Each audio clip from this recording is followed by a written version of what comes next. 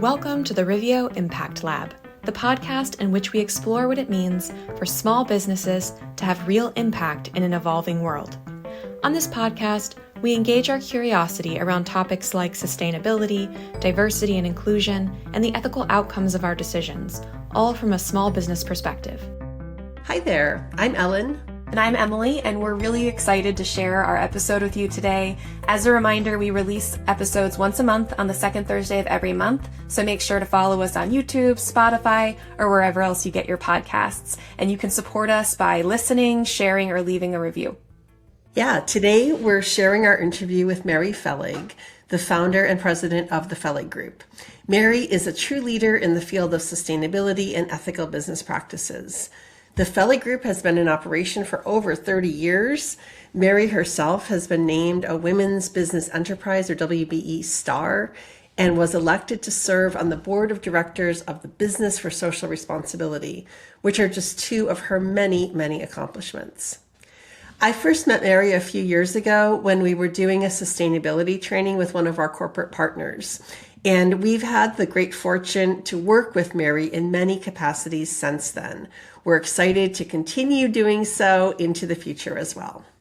Yeah, and I've had the opportunity to learn from Mary in a few different ways, both from participating in the Fehlig Group's Pulse Report audit, which is something that we'll get into in the episode, as well as participating in a sustainability accelerator program, which I think, Ellen, you were referencing. Mary truly is the person that you want in your corner when it comes to understanding social responsibility and how to approach these ideas of sustainability and ethical business practices in a way that's not only good for people and planet, but also is actually good for your business. So she's was a fantastic guest, and I'm really excited to share this episode with everyone. Yeah, me too. She's knowledgeable. Every time I talk to her, I get inspired. And I think the conversation in this episode is no exception to that. So sit back, relax, and please enjoy this episode of the Riveo Impact Lab.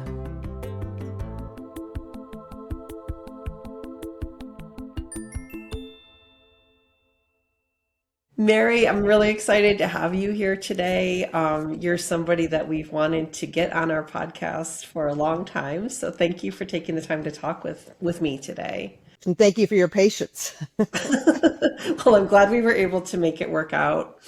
And I guess a great place to start the conversation is to hear about the Fehlig Group. And maybe you could explain what you do and why you started doing it in the first place. Okay. It was, again, we've been doing this for a while, since '93, and it really was to help companies identify, implement, communicate, and evaluate their responsible business practices. Back then we really had to kind of, what? And it's like, okay, so how do you have business practices that are, you show, that you're a good steward of the planet? How do you respect and treat your people well? And then also make sure it's contributing to your profitability. So that's the whole, people, planet, people, profits, or, and then also, how do you do that in a way that also doesn't, that doesn't hurt and actually, doesn't hurt future generations? So that's the goal, is how to encourage companies to understand this is a business practice. Because it was interesting, Ellen, back there, it was, that's government's role, or that's the church's role. This is not the role of business to take care of people and to be, stewards of the environment, or be any sort of a safety net for our society at large. And I always quote the Ben and Jerry's, actually it was Ben who would always say to me, and, and in these presentations, that, it's whoever's in power should be the one that steps into that role of responsibility.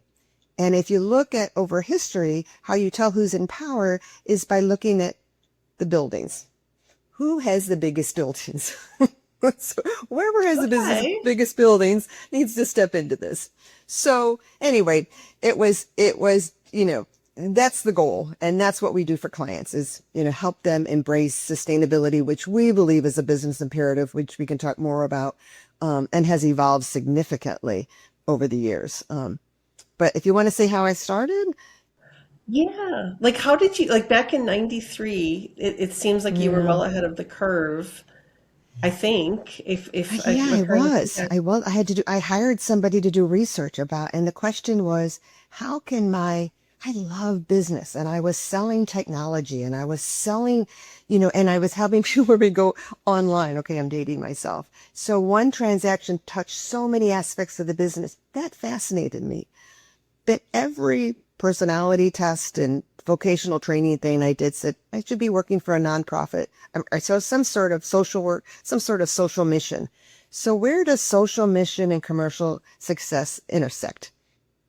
And that's when I actually um, pursued, somebody told me, so I went out and pursued businesses for social responsibility.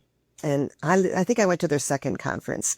Um, you know, um, so we're Madeleine Albright and Bill Clinton, and everybody was showing up talking about this.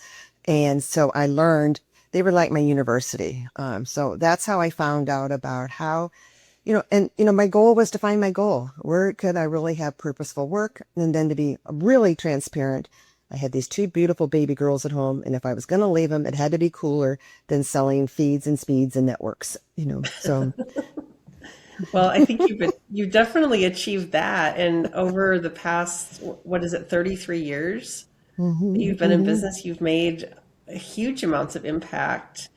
And I'm sure I only know a portion of what you've done, and how you measured your own impact, because you've helped companies large and small with their Hmm. sustainability. So, what was like, has there been a shift over the past 33 years that you could identify, thinking back to, when you were first getting into this? And I guess there's probably been more than one shift I was, because I was now going to we're, say yes. 'cause there was kind of like a renaissance and now we're in a Uh, different time. Yeah, but Ellen, it really has shifted over time. And I've been here before. I've been at a point where it looked like it was pretty perilous. It was precarious. Um, so it shifts, and I think that's what we've done is that we've always shifted with what the needs of the business community, the business atmosphere are. So if it was, you know, um, in the 90s, climate action was not a top priority. Most of our work was in philanthropy and it was in volunteering and trying to really embrace. And because of it, at that time, it was a labor market that were people trying to find employees. So we worked a lot in terms of that's how the benefit to the business was, or the business environment was, oh, I got employees and we need sales. We'd shift, or there was a big issue around the climate. And then and as you know, after George Floyd, that was a huge shift to, um, it's all important, but in terms of, I would say in terms of shifting, it's us not dictating, where you need is helping people live their values and then not dictating, well, we want you to go back and work on philanthropy is showing up where the critical issues are and then surrounding it with the full platform of what was possible. So you weren't always just focused on environmental, like sustainability?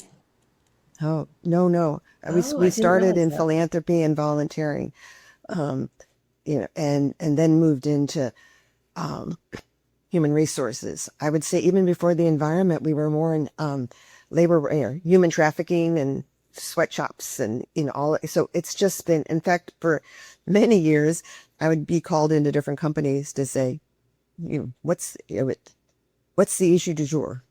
What are we working on now? What's the issue that has, and I don't want to be, um, uh, I don't want to diminish the effort because it was the issue that got attention, so let's step into it. But our experience is once somebody started stepping into them, I can live my values and it can benefit me commercially. That was just a gift to them. But and again, it was whatever the issue was, is that we tried to we'd invite new people into or expand that service with an existing client. Does that answer that Hmm. question? Yeah, yeah. I just didn't realize that about your history because I've known you as the sustainability experts, environmentally.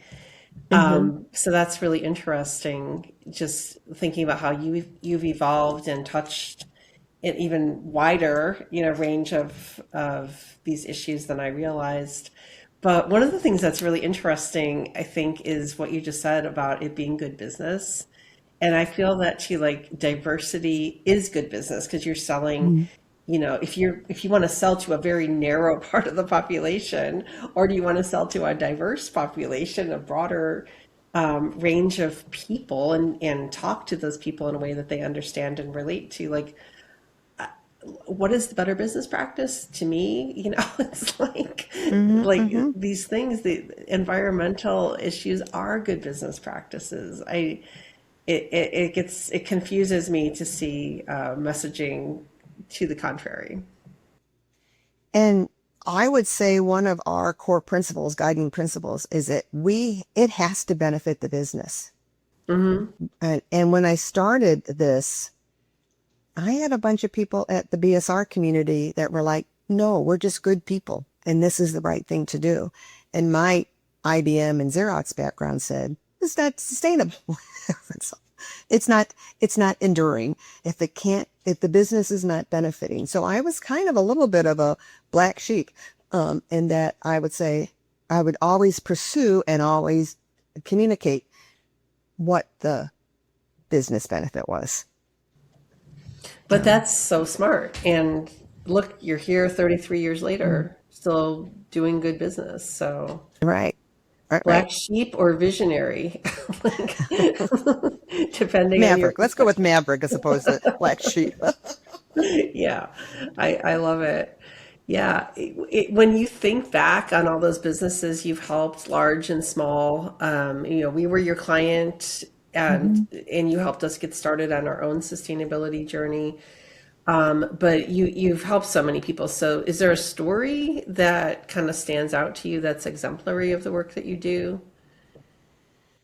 Well, I can think of one for both, large and small, if I Okay. may. Large, it would say, it's, it's a while ago. It's Climate Action Week in New York.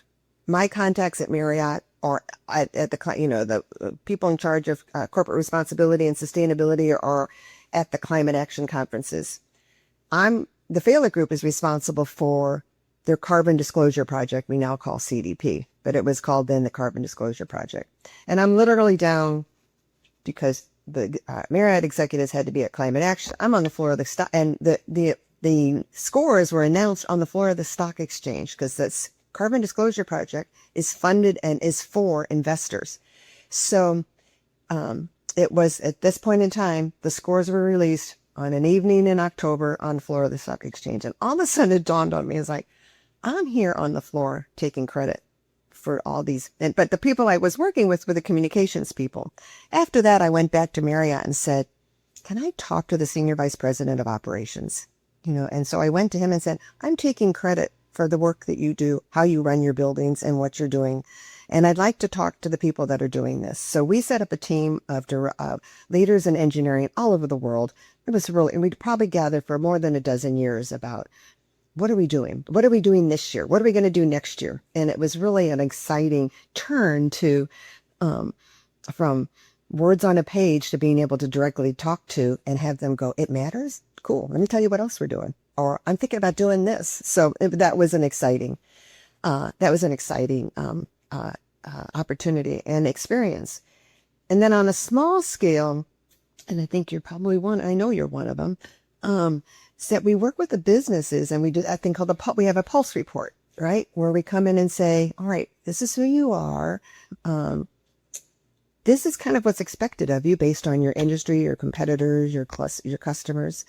This is what you're doing, and here's the path forward. And so that's how, but, like I'm sure this happened with you, is that when we come to, this is what you're already doing, and this isn't bad. Really? I'm already doing all this. Or, yeah, based on what's expected of you, you're already doing it. You don't know that's what's considered under the lens of sustainability. And that's really a pleasure. I mean, that's obviously that floats our boat is when people realize they're doing so much of this. They just don't understand it fits into this definition of sustainability, Hmm. you Yeah, know. that was huge for us. And Hmm.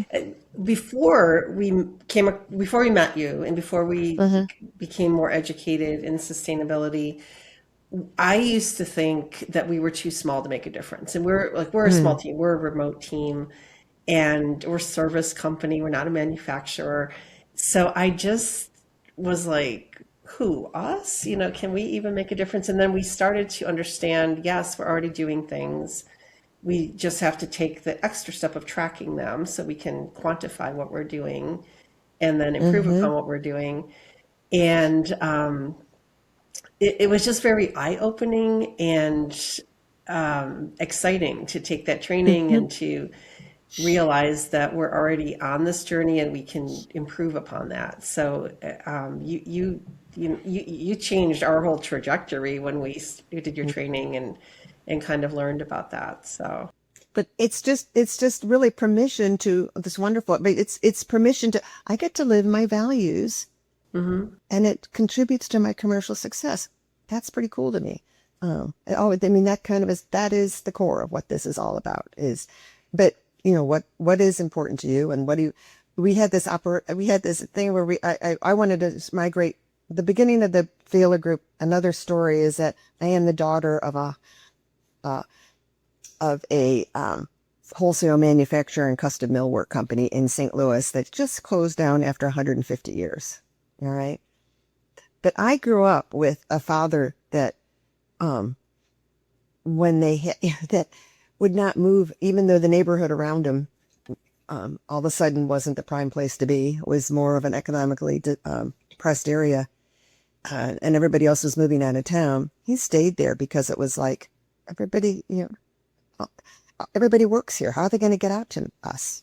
How are they going to? I mean, there was just so many stories of watching how they were so connected and their values, his values showed up in that business. So I feel like I lived that experience, um, but I do feel like that. So I really wanted to do small businesses, but it was, the first decade, at least of this business, it was primarily big businesses. I tried everything. I went to the chambers, but I was really brought in by the larger companies. And so, but it was interesting because I got to see the progression. I got to see them go, wow, what I do matters. Like I was just talking about, to, working on scores.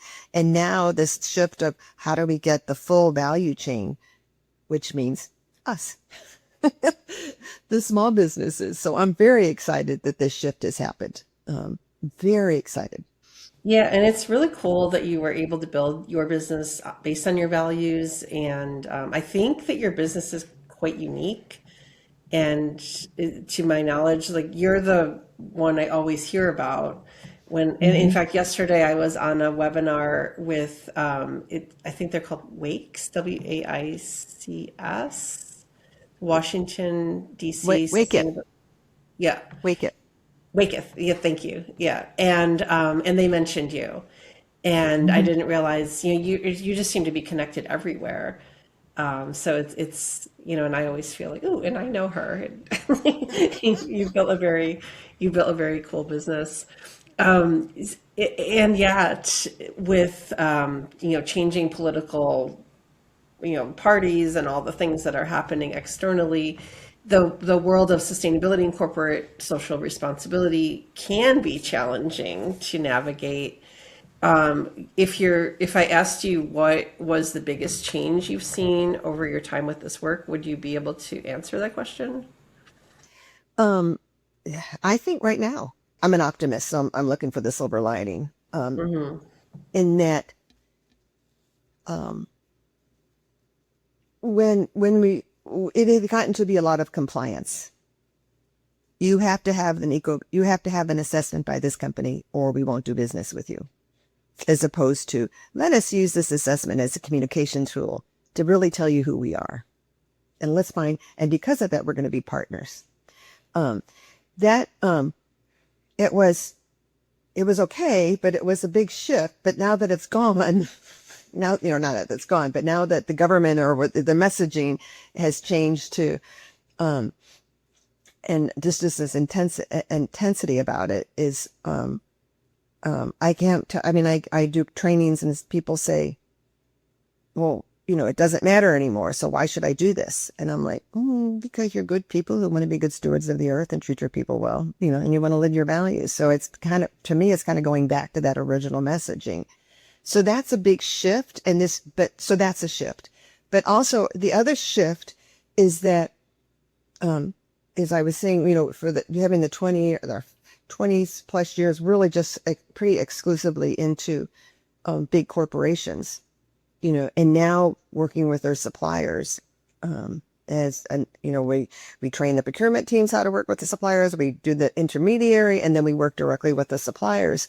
That's not going away. And that's what, especially the big companies, and it's like we saw them go through, the education, the identification, the implementation, the communication, and now they're turning around to their suppliers and asking them to do it. Small and medium-sized businesses, all the suppliers are going through the same process, and the companies know how long it takes, so they want to keep that moving. So our focus really is more on the supply chain.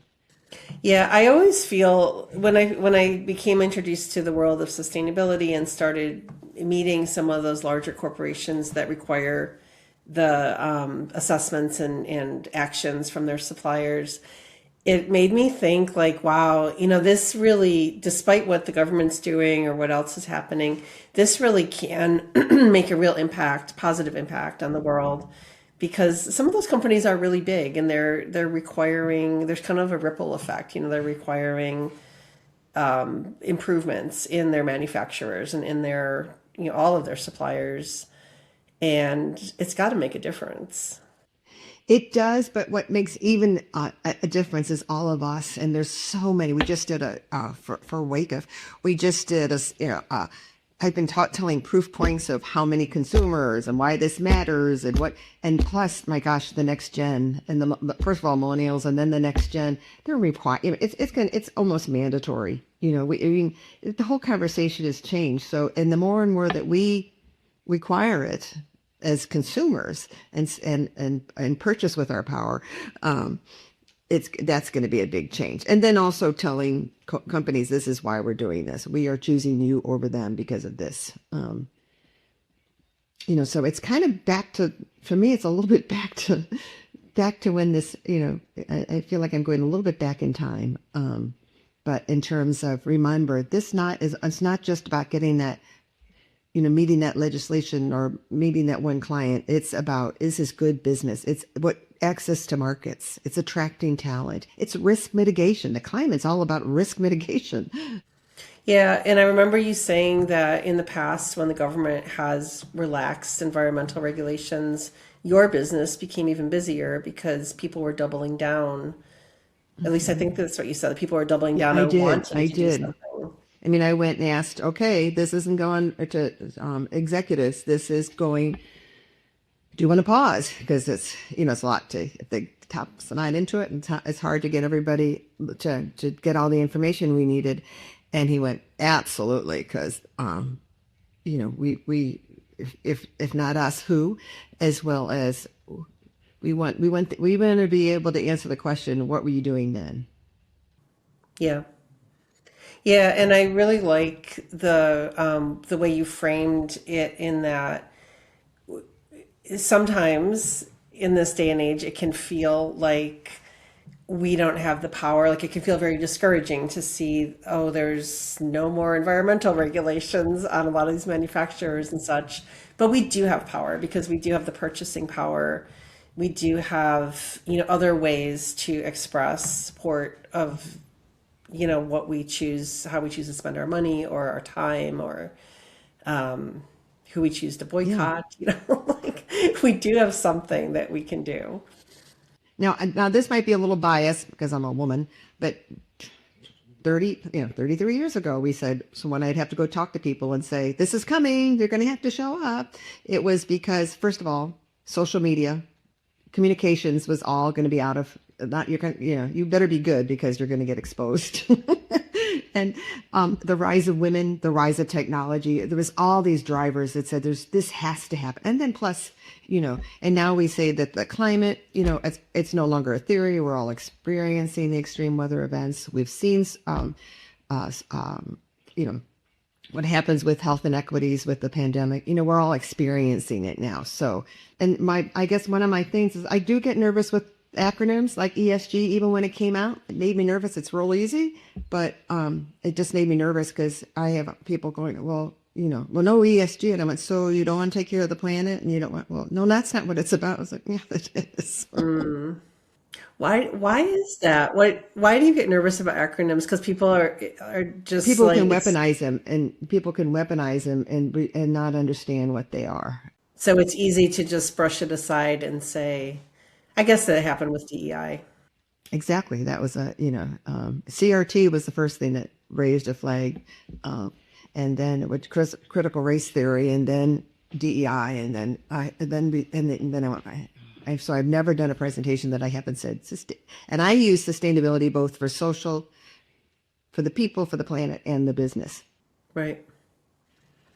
Right. Yeah. And thinking about like a business being sustainable, you treat your people well, you do certain things so that you can stay in business. Yeah. I love your approach of it being good for the planet, good for the people, and good for the business. And good for the business. And if it's, and when we would talk to people, and so it's back to, because when we started, there were a lot of people that just did it because they're, we hung out literally with, how we're the Starbucks, the Body Shop, Ben and Jerry's, and those folks, and we just do this because we're cool people. I mean, I'm putting words in their mouth, but that was, we don't, and I'm like, well, then it's, that's back to that whole concept of it has to be beneficial to the business for it to be enduring.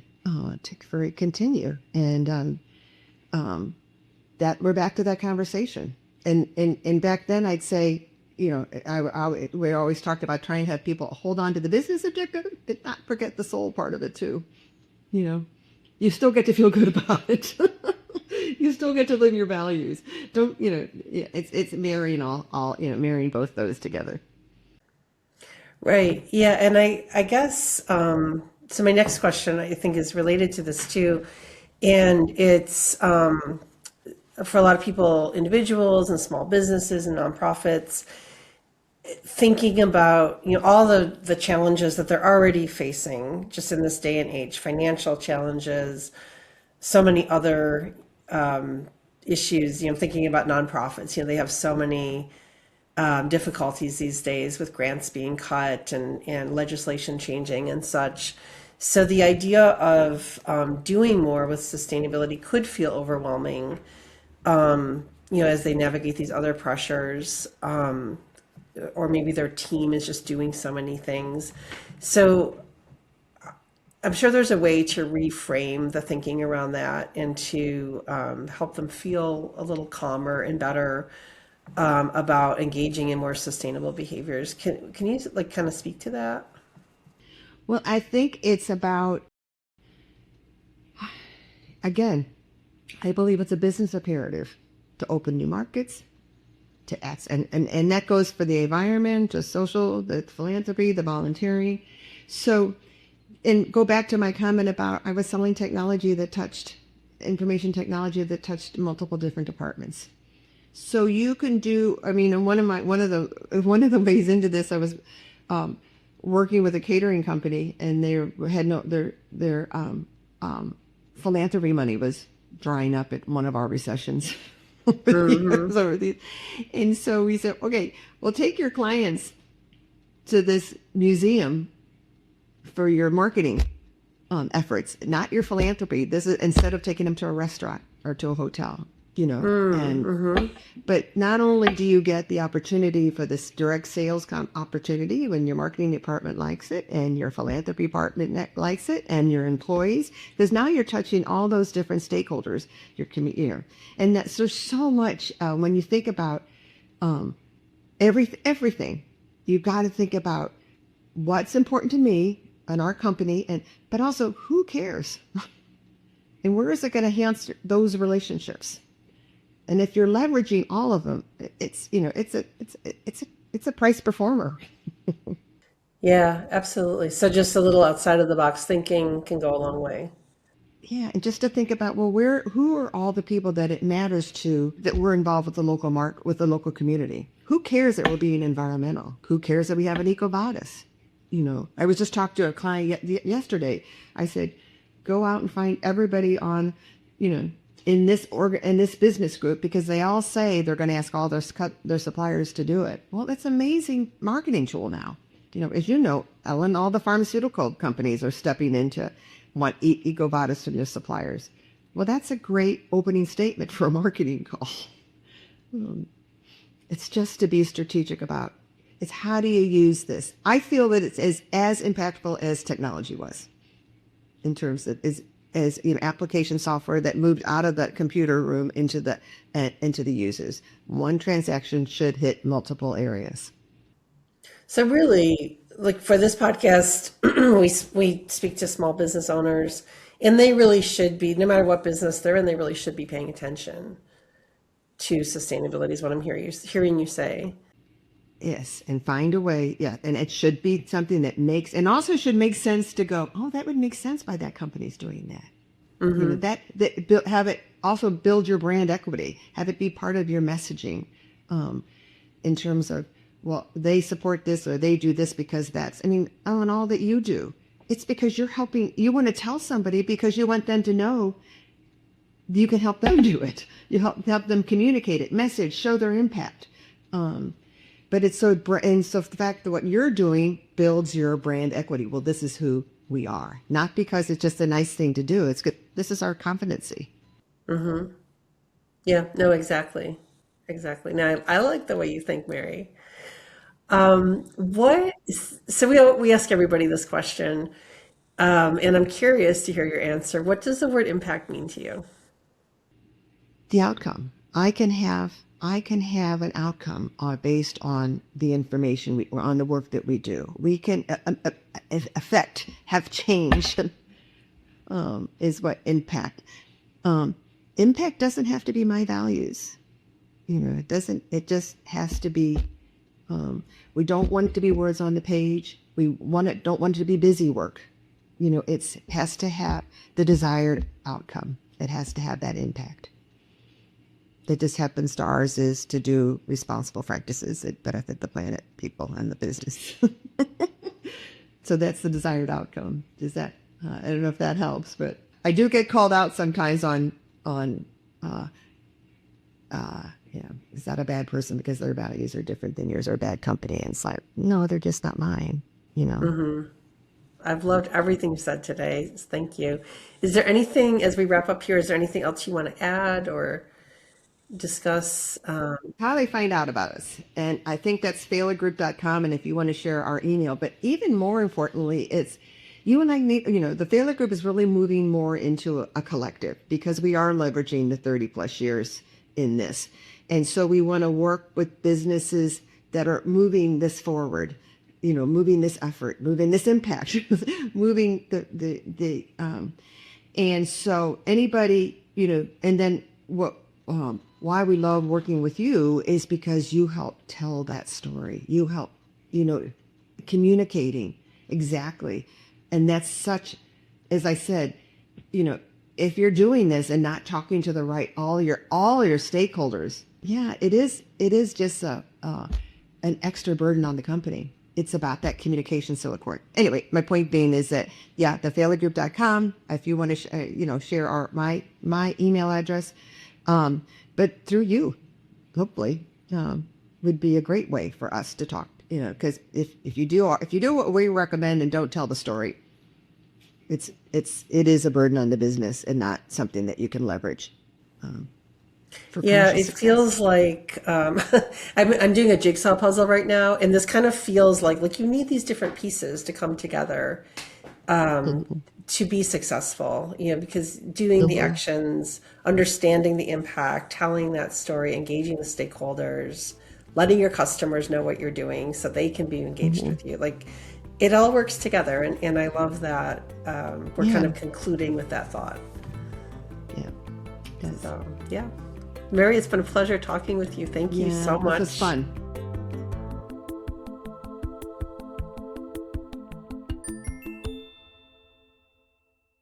Our Make an Impact tip of the month is consider what your stakeholders truly value and write it down.